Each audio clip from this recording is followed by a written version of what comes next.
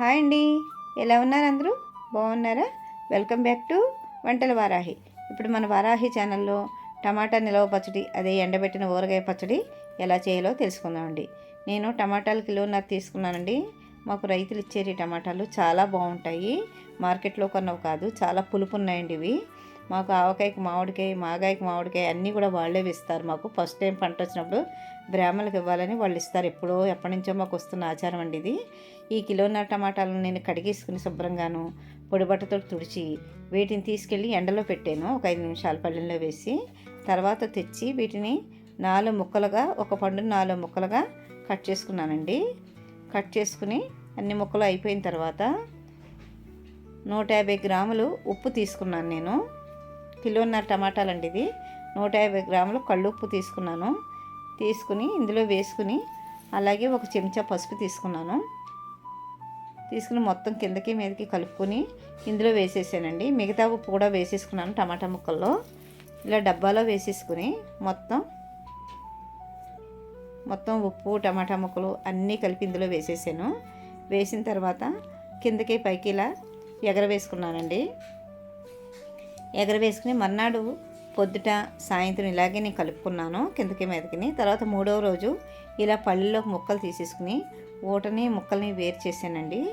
చేసి ఈ ఊటలో 150 గ్రాముల చింతపండు ఇందులో వేసుకుని ఇంకో బౌల్లో వేసుకుని ఎండలో పెట్టుకున్నానండి. ఇలా 3 రోజులు ఎండలో పెట్టాను నేను చింతపండు, ఊట, ముక్కల్ని. 3 రోజుల తర్వాత ముక్కలు ఈ పొజిషన్లోకి వచ్చాయి.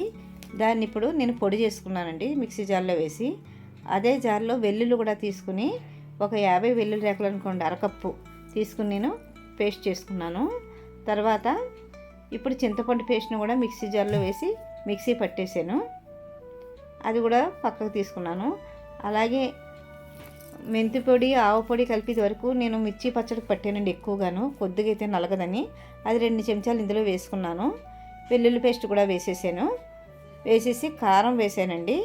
200 గ్రాముల కారం వేసుకున్నాను. ఒక చెంచా పసుపు వేసాను. టమాటా పౌడర్ను కూడా ఇందులో వేసేసుకుని బాగా కలిపేసానండి. కలిపేసి నేను మూత పెట్టేశాను. ఆ రోజు ఆ రాత్రి అంతా దాన్ని అలాగే బయట ఉంచేసి మర్నాడు పొద్దుట దీన్ని తీసి ఇలా మొత్తం కలుపుకున్నాను. చాలా బాగా కుదిరిందండి. కారం, ఉప్పు, చింతపండు అన్నీ సరిపోయాయి. దీన్ని ఒక గాజు సీసాలోకి స్టోర్ చేసుకున్నాను. మొత్తం పచ్చడి అంతా ఇలా గాజు సీసాలో పెట్టుకుని మూత గట్టిగా పెట్టేసానండి. ఎప్పుడు కావస్తే అప్పుడు మనం పోపు పెట్టుకోవచ్చు కదా. మిగతా పచ్చడిని కూడా దగ్గరికి తీసుకుని, ఇదంతా నేను పోపు పెట్టదలుచుకోలేదండి, కొంచెమే పెడదామని అనుకుంటున్నాను. అందుకని చెప్పేసి దీన్ని తీసుకుని ఒక స్టీల్ డబ్బాలోకి వేసుకుంటున్నాను.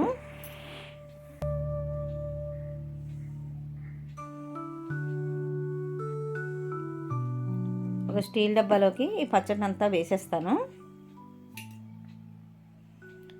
డబ్బా నిండా వేసేసి పక్కన పెట్టుకుని మిగతా పచ్చడి ఏది ఉందో దాన్ని పోపు పెట్టుకుంటానండి. ఈ పోపులోకి చిన్న మూకుడు తీసుకుని పల్లి నూనె, అదే వేరుశనగ నూనె వేసుకున్నాను అరకప్పు. వేసుకుని ఇందులో కచ్చాబచ్చా దంచినవి ఒక 10 వెల్లుల్లి రేకలు వేసాను. అవి కూడా అందులో వేసేసుకున్నాను ఆ నూనె వేడయ్యాక. అలాగే అర చెంచా ఆవాలు, 2 ఎండుమిర్చి వేసాను. వేసి బాగా వెల్లుల్లి, ఎండుమిర్చి అన్నీ వేడయ్యేదాకా బాగా ఎర్రగా అయ్యేదాకా ఉంచుకుని ఇప్పుడు కింద పెట్టుకున్నాను. ఒక 3 రెమ్మల కరివేపాకు వేసుకున్నాను. తడి లేకుండా ఆరిపోయిన కరివేపాకుని వేసేసిన తర్వాత ఇలా అయిందండి. దీన్ని చల్లారిన తర్వాత ఈ పచ్చడిలో వేసేసానండి. ఎలా ఉందండి పచ్చడి? చాలా బాగా కుదిరింది, అన్నీ సరిపోయి. అన్నంలో కూడా నేను కలుపు చూసాను, చాలా బాగా కుదిరింది. ఎలా ఉందండి పచ్చడి? మీరు కూడా ఇలాగ తయారు చేసి కమెంట్ చేయండి ఎలా వచ్చిందో. బాగుందండి? నచ్చితే లైక్, షేర్, సబ్స్క్రైబ్. ఉంటానండి. బాయ్.